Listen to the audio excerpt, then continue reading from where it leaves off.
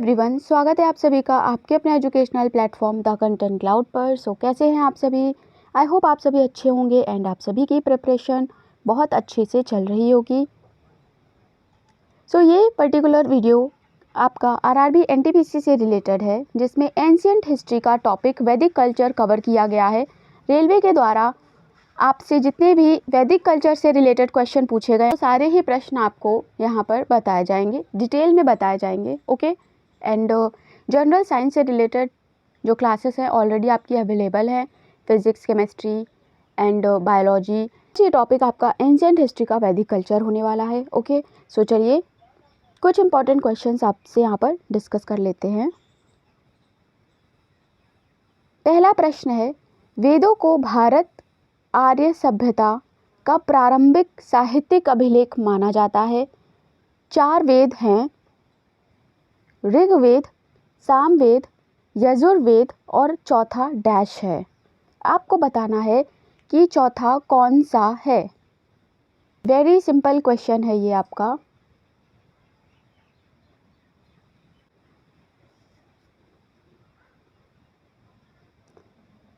क्या होगा आपका करेक्ट आंसर?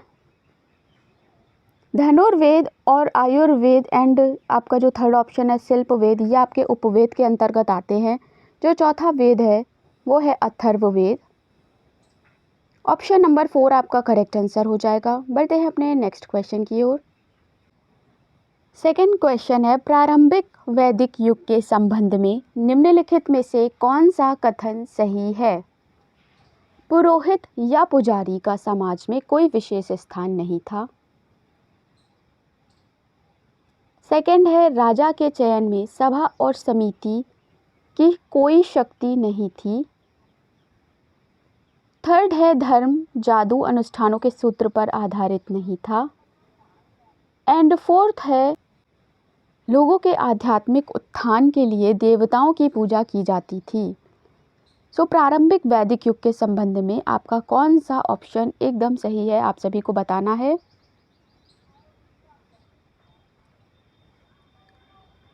सो इस क्वेश्चन का करेक्ट आंसर हो जाएगा ऑप्शन नंबर 3। ओके, धर्म जादू अनुष्ठान के सूत्रों पर आधारित नहीं था। Okay, third option is the correct answer. बढ़ते हैं अपने नेक्स्ट क्वेश्चन की ओर। क्वेश्चन है, वैदिक श्लोकों के मुख्य संग्रह डैश कहलाते हैं? सूत्र, पद, संहिता या मुख? वैदिक श्लोकों का मुख्य संग्रह क्या कहलाता है, आपको बताना है।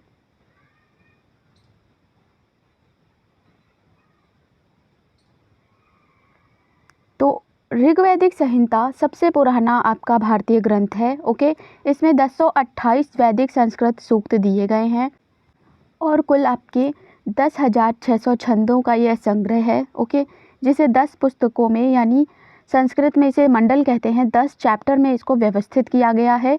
ओके, सो यहाँ पर संहिता आपका करेक्ट आंसर हो जाएगा। ओके, थर्ड ऑप्शन आपका करेक्ट आंसर है। क्वेश्चन है, निम्न में से सबसे प्राचीन वेद कौन सा है? यजुर्वेद, अथर्ववेद, ऋग्वेद या सामवेद? सो 4 वेद होते हैं, ऋग्वेद, सामवेद, यजुर्वेद और अथर्ववेद, और इन चारों में ही जो सबसे पुराना प्राचीन वेद है वो है आपका ऋग्वेद। ओके, सो यहाँ पर थर्ड ऑप्शन है, ये करेक्ट आंसर हो जाएगा। ऋग्वेद आपका सबसे पुराना है। नेक्स्ट है, पुरुष सूक्त किस वेद का सूक्त है? अथर्ववेद का, ऋग्वेद का, सामवेद का या फिर यजुर्वेद का? पुरुष सूक्त किस वेद का एक सूक्त है? सो इन सभी ऑप्शंस में से आपको बताना है कि क्या होगा करेक्ट आंसर। बात करें अगर ऋग्वेद की, तो इसमें 10,600 छंद हैं और 10,128 सूक्तों का संग्रह है, यानी 10,600 छंद हैं। ओके, एंड 1028 इसमें आपके सूक्त हैं। ओके, इसमें आपके 10 पाठ शामिल हैं जिसे हम मंडल कहते हैं। एंड पुरुष सूक्त आपका 10वें मंडल का 10वें मंडल में ये दर्शाया गया है। ओके, ऋग्वेद के। तो पुरुष सूक्त किस वेद का सूक्त है? ऋग्वेद का सूक्त है, राइट। सो बढ़ते अपने नेक्स्ट क्वेश्चन की ओर। क्वेश्चन नंबर 6 है, ऋग्वेद को कितनी पुस्तकों में विभाजित किया जाता है? करेक्ट आंसर क्या होगा? 10, 12, 5 या फिर 2। प्रीवियस क्वेश्चंस में हम लोग डिस्कस कर चुके हैं। ऋग्वेद सबसे पुराना वेद है और इसकी रचना लगभग 1700 ईसा पूर्व हुई थी। ऋग्वेद में 1028 सूक्त है। आपको बताना है कि इसको कितनी पुस्तकों में विभाजित किया गया है। करेक्ट आंसर हो जाएगा यहाँ पर 10। ओके, 10 आपका करेक्ट आंसर हो जाएगा। 10 मंडल हैं। ओके, 10वें मंडल में आपका पुरुष सूक्त देखने को मिलता है, पुरुष सूक्त। एंड नवा मंडल एक प्रश्न आता है, तो 9th मंडल जो है वो आपका सोम को समर्पित है। किसको? सोम को समर्पित है। एंड 10वां मंडल में आपको पुरुष सूक्त मिल जाएगा देखने को। ठीक है, सो ऑप्शन नंबर फर्स्ट यहाँ पर करेक्ट आंसर हो जाएगा। बढ़ते अपने नेक्स्ट क्वेश्चन की ओर। क्वेश्चन है, निम्नलिखित में से किस वेद में यज्ञ के समय पालन किए जाने वाले नियमों के विवरण हैं? ऋग्वेद, यजुर्वेद, सामवेद या फिर अथर्ववेद?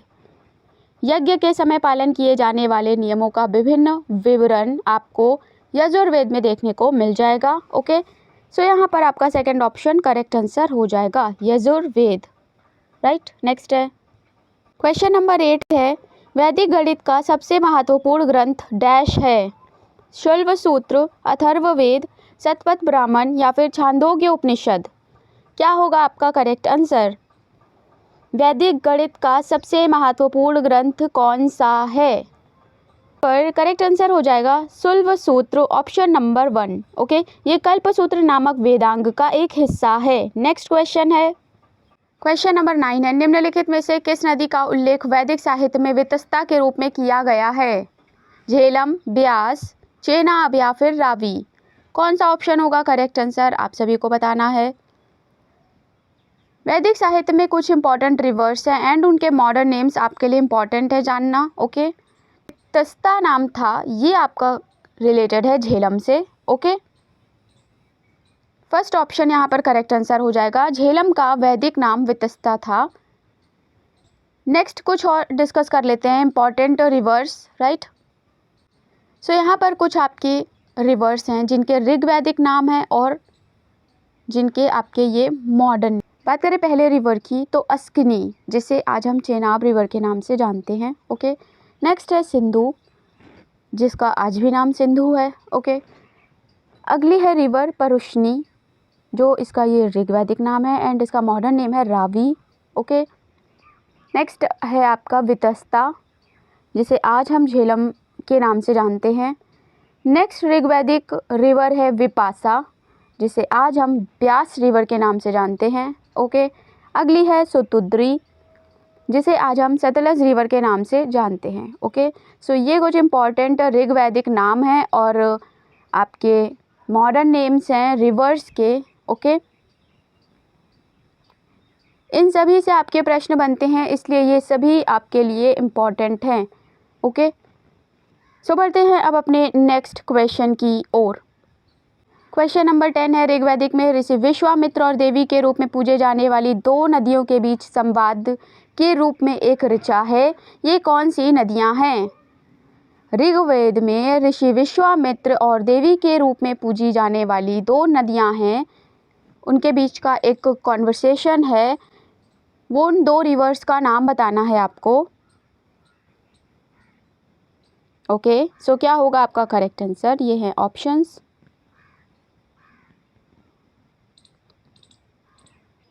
सो ऋग्वेद के कुछ जो स्रोत हैं वो संवाद के रूप में हैं। ओके, सो यहाँ पर जो दो रिवर हैं वो हैं ब्यास और सतलज, यानी ऑप्शन नंबर 4 आपका करेक्ट आंसर हो जाएगा। बढ़ते हैं अपने नेक्स्ट क्वेश्चन की ओर। सो ये सारे ही क्वेश्चंस हैं जो हम लोगों ने कहीं ना कहीं अपने एकेडमिक्स में 9th, 10th, 11th, 12th and अपने कॉम्पिटिटिव एग्ज़ाम की प्रिपरेशन के टाइम पे हमेशा कहीं ना कहीं पढ़े होते हैं, लेकिन लैक ऑफ रिवीजन के चलते हम इन्हें भूल जाते हैं। इसलिए हमें रिवीजन एंड प्रैक्टिस करते रहना चाहिए और इसी तरीके से आप अपने जो क्वेश्चंस हैं अपना जीके जीएस में अच्छा स्कोर कर पाएंगे। ओके, सो क्वेश्चन नंबर 11 है, महायज्ञ क्या थे? महायज्ञ क्या थे?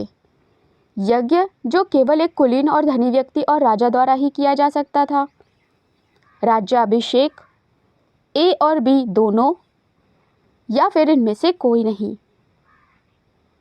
सो क्या होगा यहाँ पर करेक्ट आंसर?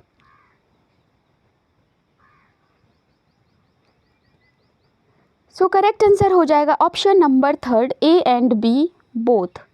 ओके, बढ़ते हैं अपने नेक्स्ट क्वेश्चन की ओर।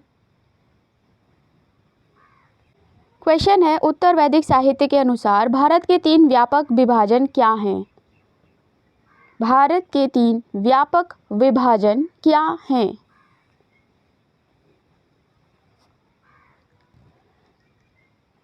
वेरी इंपॉर्टेंट क्वेश्चन है ये। सो इसका करेक्ट आंसर हो जाएगा फर्स्ट वाला ऑप्शन, आर्यावर्त, मध्य देश और दक्षिणापथ। यहाँ पर आर्यावर्त अर्थात उत्तरी भारत, मध्य देश अर्थात मध्य भारत एंड दक्षिण पथ अर्थात दक्षिणी भारत। ओके, सो यहाँ से हमें इस विभाजन से उस समय की भौगोलिक और सांस्कृतिक सीमाओं का संकेत मिलता है। सो फर्स्ट ऑप्शन यहाँ पर करेक्ट आंसर हो जाएगा। बढ़ते हैं अपने नेक्स्ट क्वेश्चन की ओर। उत्तर वैदिक काल के दौरान निम्नलिखित में किन नदियों का उल्लेख किया गया था? आपको बताना है करेक्ट आंसर। उत्तर वैदिक काल के दौरान किन निम्नलिखित नदियों का उल्लेख किया गया था?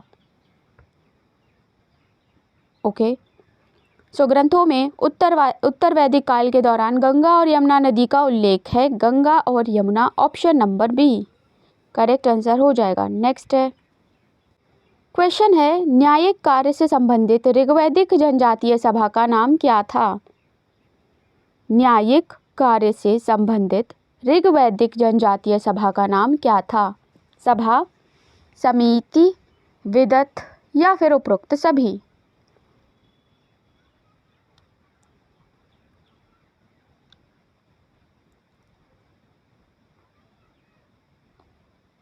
सो करेक्ट आंसर हो जाएगा सभा।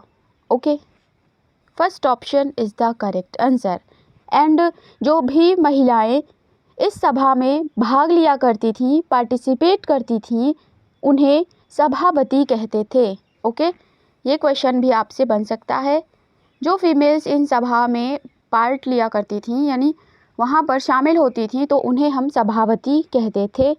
सो फर्स्ट ऑप्शन करेक्ट होगा। नेक्स्ट है क्वेश्चन नंबर 15 है, धार्मिक संस्कारों से संबंधित वेद कौन सा है? धार्मिक संस्कारों से संबंधित वेद कौन सा है? आपको बताना है।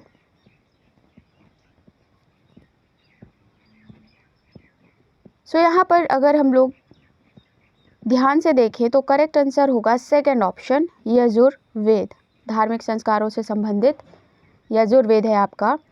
पूजा, ज्ञान का अर्थ, धार्मिक अनुष्ठान, मंत्र इसमें संकलित है। ओके, इसका 2 सेक्शन आता है, कृष्ण यजुर्वेद और शुक्ल यजुर्वेद।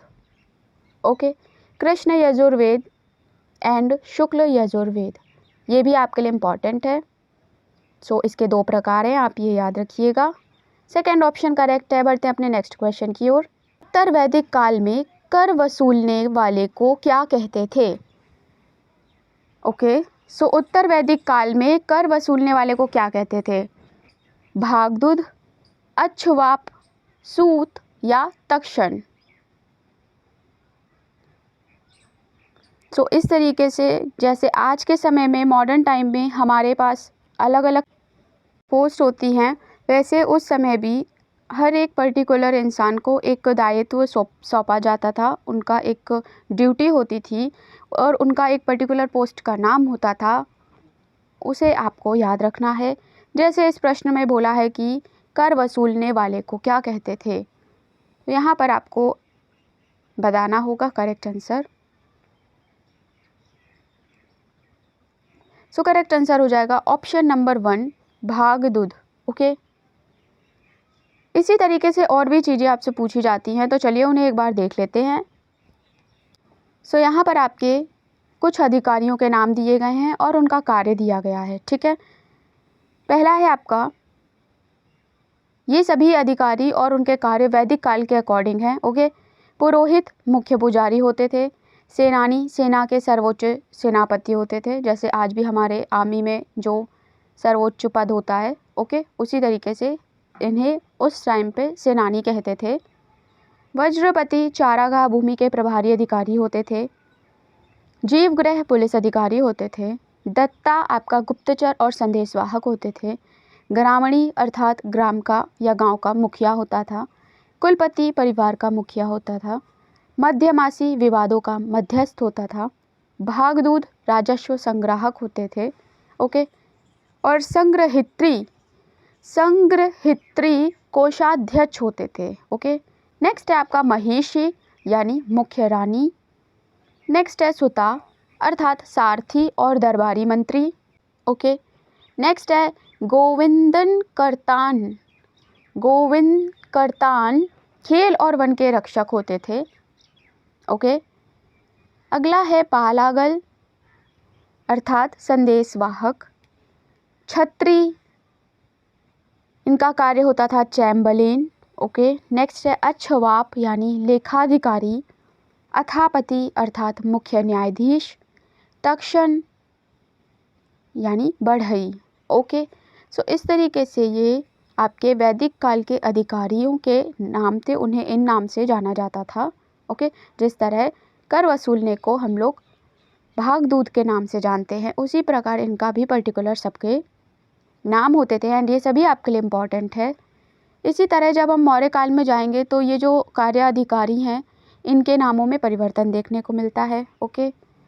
सो बढ़ते हैं अपने नेक्स्ट क्वेश्चन की ओर। नेक्स्ट है भारतीय दर्शन के डैश संप्रदाय हैं जो षट दर्शन कहलाते हैं। भारतीय दर्शन के डैश संप्रदाय षट दर्शन कहलाते हैं। 6, 8, 5 या फिर 4। ओके।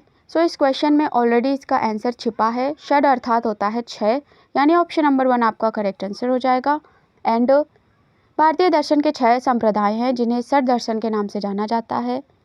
6 प्रमुख दर्शन है सांख्य योग न्याय वैशेषिक मीमांसा और वेदांत। ओके। सो ये आपके 6 प्रमुख दर्शन हैं। बढ़ते हैं अपने नेक्स्ट क्वेश्चन की ओर। एक क्वेश्चन यहाँ पे आपसे पूछा जा सकता है कि भारतीय दर्शन का जनक किसे कहा जाता है। भारतीय दर्शन का जनक किन्हें कहा जाता है, तो वो है आपके शंकराचार्य। शंकराचार्य जी को भारतीय दर्शन का जनक कहा जाता है। ओके।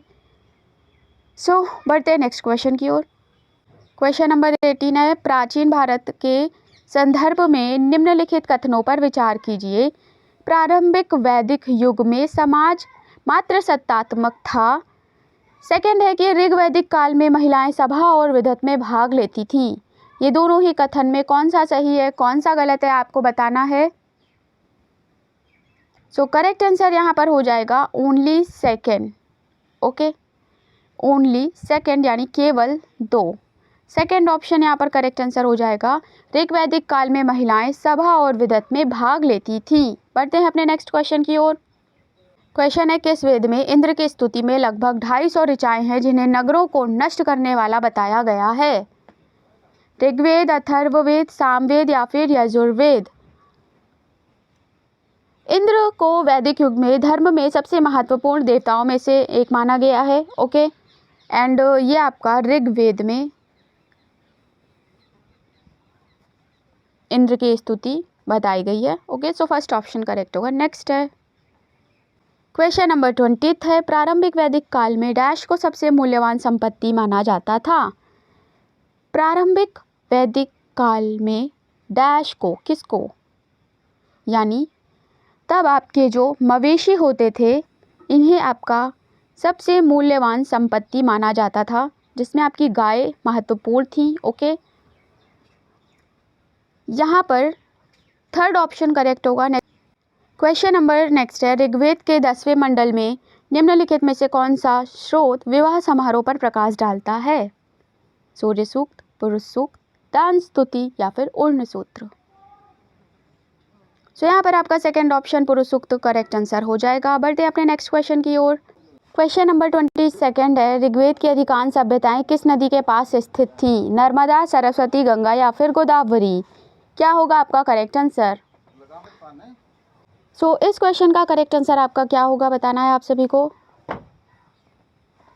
सो करेक्ट आंसर हो जाएगा Saraswati, option number second. Third number है प्रारंभिक वैदिक काल के दौरान दो विधानसभाएं क्या थी? समिति सभा, समिति और सभा, या फिर ना तो एक ना तो दो। क्या होगा करेक्ट आंसर? वैदिक काल के दौरान, प्रारंभिक वैदिक काल के दौरान दो विधानसभाएं क्या हुआ करती थी? करेक्ट आंसर हो जाएगा ऑप्शन नंबर थर्ड, समिति और सभा। नेक्स्ट है प्रारंभिक वैदिक काल के संबंध में निम्नलिखित कथनों पर विचार करें।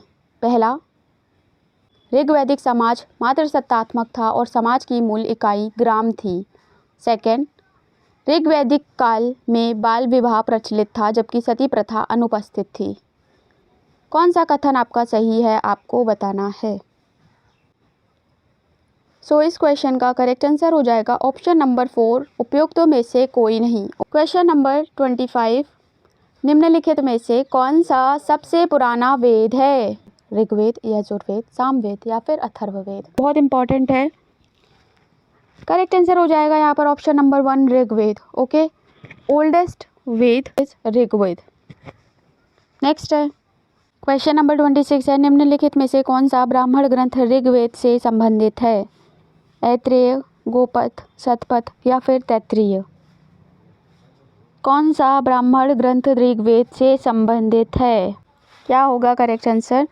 सो करेक्ट आंसर हो जाएगा यहाँ पर ऐत्रेय ब्राह्मण, ऑप्शन नंबर 1। अगला है क्वेश्चन नंबर 27 है, निम्नलिखित में से कौन से शिल्प कौशल का अभ्यास आर्यों द्वारा नहीं किया गया था? ऑप्शन है आपके कुम्हारी, आभूषण, बढ़ईगिरी या लोहारी। क्या होगा आपका करेक्ट आंसर, आपको बताना है।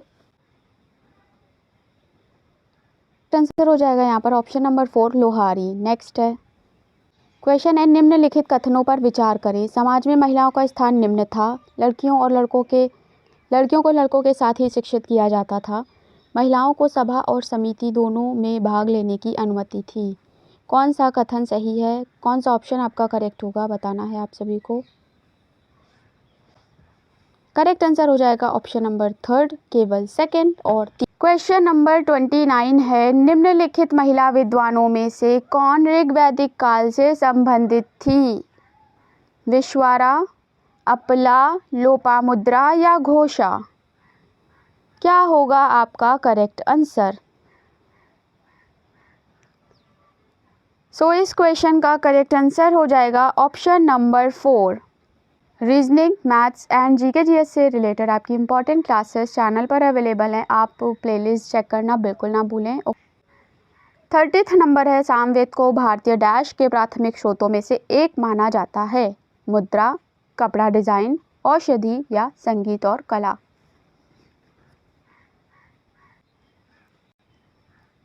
क्या होगा करेक्ट आंसर?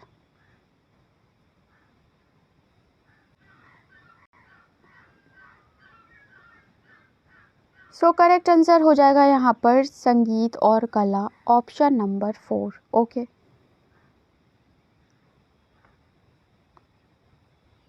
सो यहाँ फिनिश होते हैं हमारे वैदिक कल्चर से रिलेटेड आपके ये टॉप इम्पॉर्टेंट क्वेश्चंस।